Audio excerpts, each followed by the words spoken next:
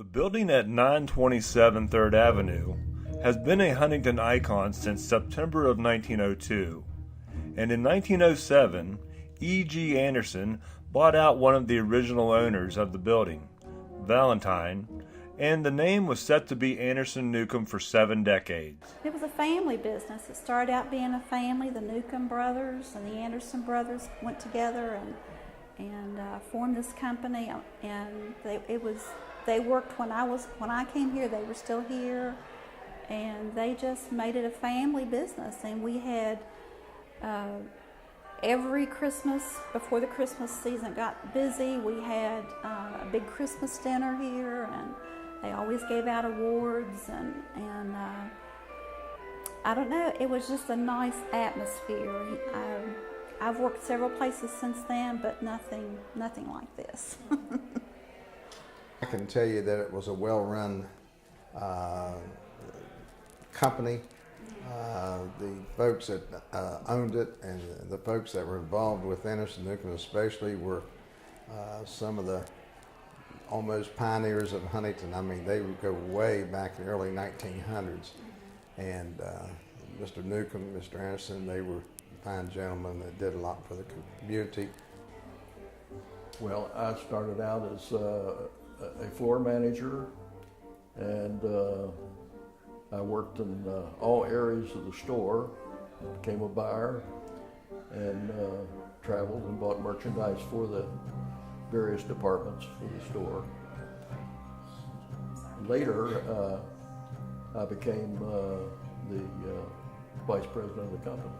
I had an uncle named LeBlanc, and he worked here in the 30s and 40s and 50s, long in there, and retired from here, and he was over a floor.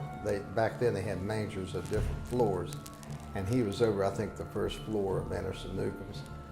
And then I had a first cousin who was department head of the men's department, and he was here until he retired. So between the two of them, they probably had, and back then you worked 50 years if you could before you retired.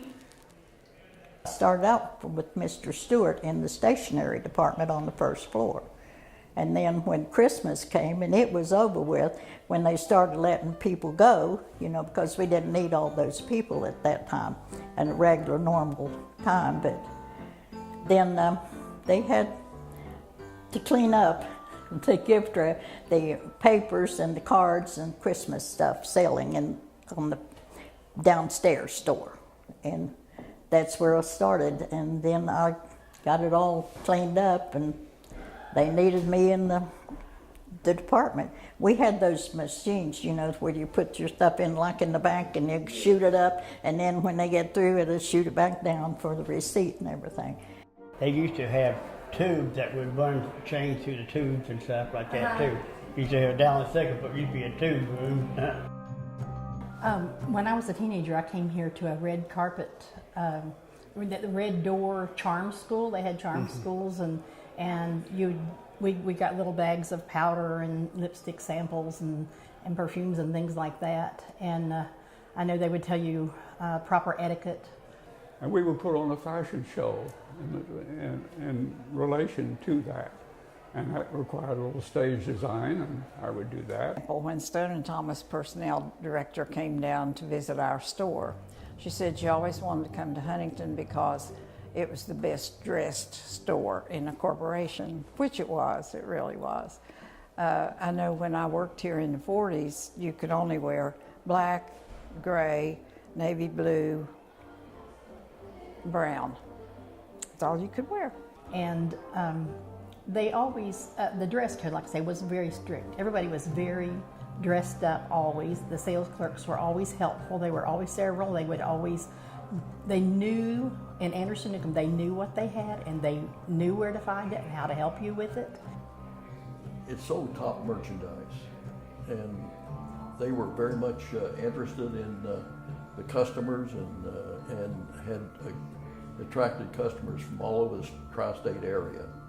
My wife and I used to love to come here and buy furniture like a mattress or box springs or what have you. And I was always treated very, very nice. And so I got to know the building pretty well. and used to park out back in the alley a lot of times if I want to run in and come through the back door, because they had an entryway that came through the back just like they did the front. And the decorations were always, and the windows, the front windows were always to the top. I mean, they were very dressy, and they always had these magnificent floral arrangements on the posts and things all throughout the whole store. Several young people and many of them part-time, but they would see displays that we had done, and we had 2 people come from Marshall, and I remember them. They later married, the guy and a girl, and they later married, but they did exactly what I told them to do. No, I gave them a lot of ideas, and they took it from there. And they did some real nice displays here on Third Avenue, yes. And yeah, it was very, and Anderson Newcomb carried good quality merchandise. I mean, everything they carried was good. They had the whole wedding line, and then they opened the beauty salon over there eventually. I began in lingerie, and then they wanted to know if I would like cosmetics, so I went there. Well, on the first floor, they had what you called floor walkers. They were just all over the place.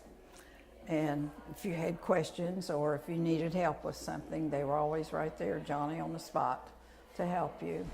They had to know their merchandise and what they had and available, yes. And they would help you find it. Well, downtown used to be a really busy place. I mean, everybody rode the bus downtown, or they took a cab, or they took a car, and it was just, the sidewalks were full of people, and shops up and down 3rd Avenue and 4th Avenue and the side streets.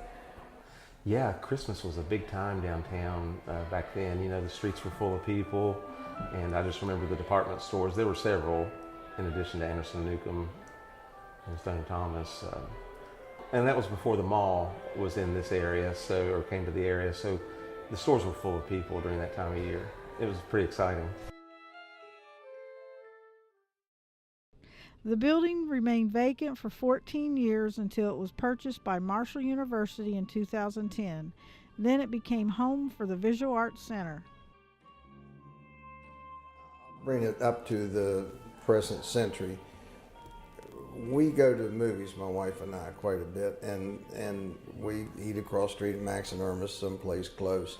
And when we sit up there and look over here and see this building as it started being renovated and what was going on, we felt like the culture would be fantastic for Huntington to have the arts here because of what is going to happen. I told Charlie Dabergall, this is fantastic. I use that very word. I don't use that word very often. It's kind of dated. But yeah, I said, I can't believe the big change that's come around this place. It does not feel anything like the building that used to be. Oh, I'm thrilled. I am thrilled that this building is going to be used for something so wonderful as Marshall and the arts. I was with this company, Anderson Newcomb, here in this building for 35 years. My office was on the top floor in the front corner where the director, I think, is planning to have an office there. Beautiful. I wanted to come and see it. Yeah, I think it's a wonderful thing for downtown Huntington, and it's, I think, just the beginning. So it's just been sitting here, for all that time. So it's great to see it in use again, especially as an art school. I think it's great,